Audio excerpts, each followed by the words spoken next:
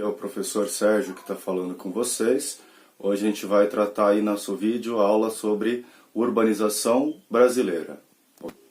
Bom, gente, então vamos aqui, ó, rapidinho, falando sobre urbanização brasileira. Pós 1950 a gente tem uma intensificação, tá? Essa mudança começa, na verdade, a partir da década de 30 com a crise da cafeicultura, que a gente vai associar o nacionalismo do Vargas, aquilo que a gente falou no vídeo sobre América Latina, ok? Nós temos algumas características da nossa urbanização. Primeiro, que ela é acelerada. O Brasil se torna um país urbano, ou seja, onde a maior parcela da PEA está relacionada ao setor secundário e terciário, já na década de 1970. Ou seja, mais de 50% da população brasileira habitava as áreas urbanas, tranquilo? Ela é caótica, ou seja, carente de infraestrutura.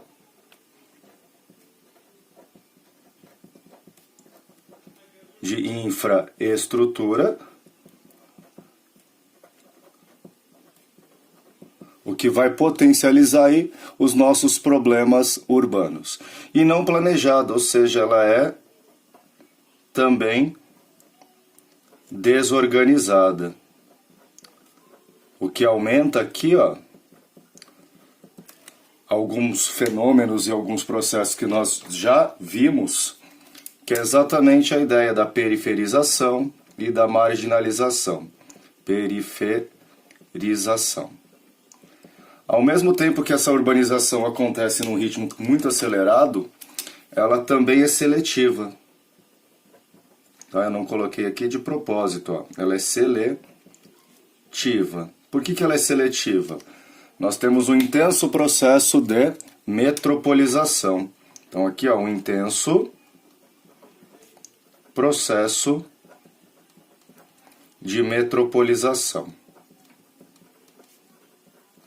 E aí eu vou dar destaque às capitais do Sudeste brasileiro. Principalmente, nós podemos falar aqui, ó, principalmente São Paulo, Rio de Janeiro e Belo Horizonte. Tranquilo?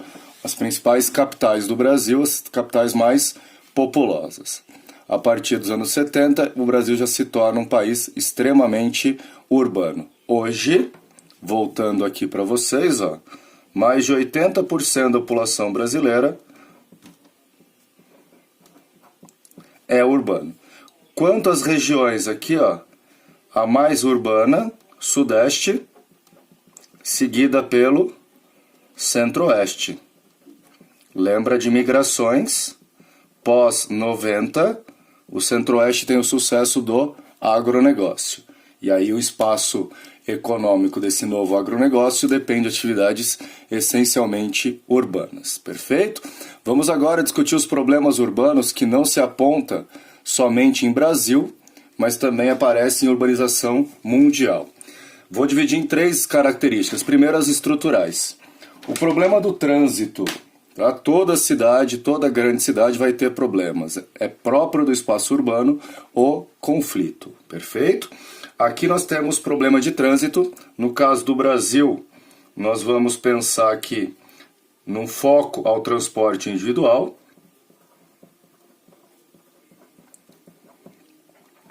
Criou-se a ideia que no Brasil o transporte coletivo é para baixa renda.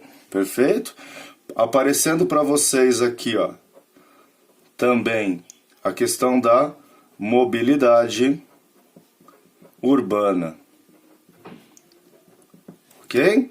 Então, o paulistano perde em média de 2 a 3 horas do seu dia no trânsito, em deslocamento. A questão da moradia, e aí dois aspectos importantes para discutir a questão da moradia. A questão da quantidade e a questão do acesso, ou seja, o poder de compra. Por conta disso, nós temos algumas consequências, tá? Então, quais seriam as consequências desse problema estrutural quanto à moradia? O surgimento aqui das subhabitações. Então, vamos pensar aqui, ó, em subhabitações, ou como o IBGE fala, habitações subnormais. Quais são essas habitações subnormais segundo o IBGE? Favela, favelas, os cortiços e as ocupações irregulares.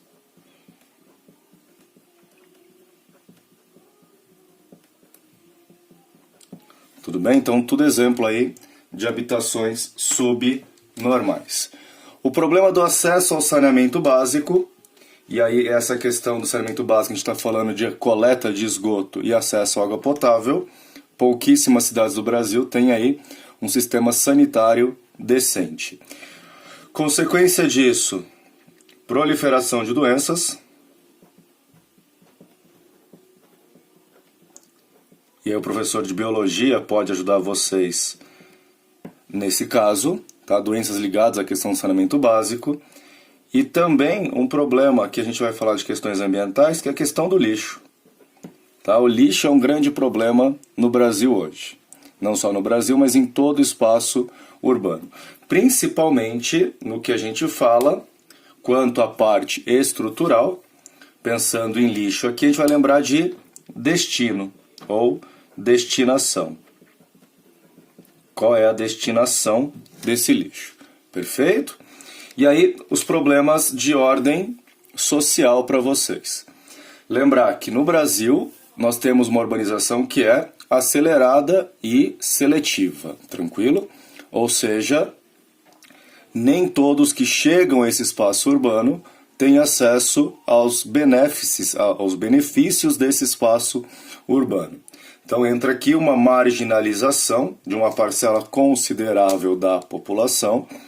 E aqui a gente pode falar de dois pontos de conceitos já vistos. A periferização da população, que aumenta também a exclusão social. Tranquilo? Um outro ponto que eu queria falar da questão de estrutura, veja que eu estou indo e voltando para vocês, mas eu não vou colocar aqui. Eu vou colocar aqui, ó, que é a questão do acesso ao lazer. Então aqui, ó, o lazer acaba sendo um grande problema também de ordem social. O que vai cair de novo nessa questão de mobilidade urbana. Tranquilo? Por conta dessa desigualdade do espaço urbano e da desigualdade social, há uma explosão da violência, tanto física quanto psicológica. Lembre-se que a periferia das grandes cidades não tem opção de lazer, e aí nem acesso a emprego. Nós temos também a questão da violência. E óbvio que isso também é resultado de uma grande desigualdade social. Não só na periferia, mas também nas áreas mais abastadas, a explosão da violência. Lembra que o Brasil é criado naquela ideia do bárbaro gentil, mas nós não temos nada de gentis. Nós somos um povo extremamente violento. O desemprego, porque a nossa industrialização ela é tardia e dependente, ou seja, nós temos um desemprego tanto estrutural quanto conjuntural. E aí aumenta o número de trabalhadores informais ou de subempregos. Se pegar as pesquisas recentes do IBGE, o número de desemprego no Brasil ele é subestimado porque a informalidade vai ser considerada. E aí na questão do subemprego, pode aparecer para vocês a ideia de uma uberização do trabalho. Falei sim na nova ordem mundial dessas cooperativas ou de uma economia colaborativa onde entraria o aplicativo Uber, o próprio Rappi e outras formas aí de colaboração. Entretanto, as relações de trabalho criadas nessa nova economia não são as ideais, perfeito? Isso pensando em realidade brasileira, tranquilo? E fora que algumas pessoas também desistem de buscar emprego. E aí entramos nas questões ambientais, ou seja, nos problemas ambientais urbanos, a questão do lixo, ou seja, isso traz um impacto ambiental muito grande, porque nós temos aqui a contaminação de lençóis freáticos. Além dessa contaminação dos lençóis freáticos, a questão atmosférica e por que não falar também de questões visuais. Então o lixo urbano acaba sendo um grande problema. A poluição, volto aqui à questão atmosférica, poluição sonora, poluição visual. Então qualquer alteração no habitat humano é considerado poluição.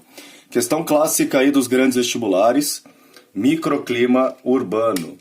Dois aspectos cruciais para vocês aqui quando a gente fala de microclima urbano. Deixa eu recorrer às canetinhas aqui coloridas de novo para a gente poder tratar desse assunto com mais carinho. Ó, foco, importante. Dá para ver o azul claro aqui? Ilha de calor. Lembra que o mundo é diferente da ponte para lá. Ou seja, ilha de calor está relacionado ao aumento da temperatura proporcional ao adensamento dos equipamentos urbanos.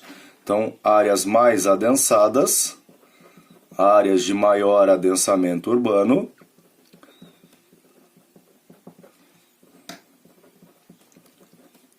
tendem a ter temperaturas mais elevadas. Temperaturas mais elevadas.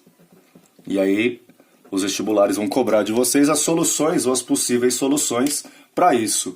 Criação de áreas verdes, aumento da circulação de ar. Então, algumas soluções possíveis a essa ilha de calor. Outra coisa que colabora com isso é a questão do transporte individual. Então nós temos aumento de veículos, aumento dos gases que retêm temperatura na atmosfera, consequentemente a temperatura tende a aumentar.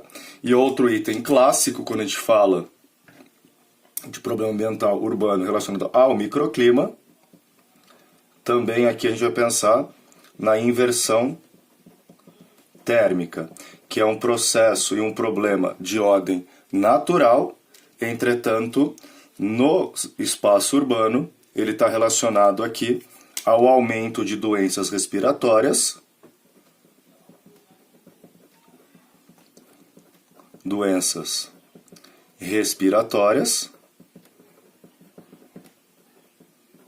e também a uma piora da qualidade do ar. Tranquilo? Dois probleminhas aí no que a gente fala de problemas ambientais. Sem contar que em áreas urbanas nós temos também uma maior impermeabilização do solo e por consequência nós vamos ter aí também o problema das enchentes, que vai cair aqui em saneamento básico. A gente pode colocar aqui, ó, enchentes. E aí a gente discute depois essa dinâmica hidrológica, quando a gente fala de escoamento superficial e escoamento por infiltração.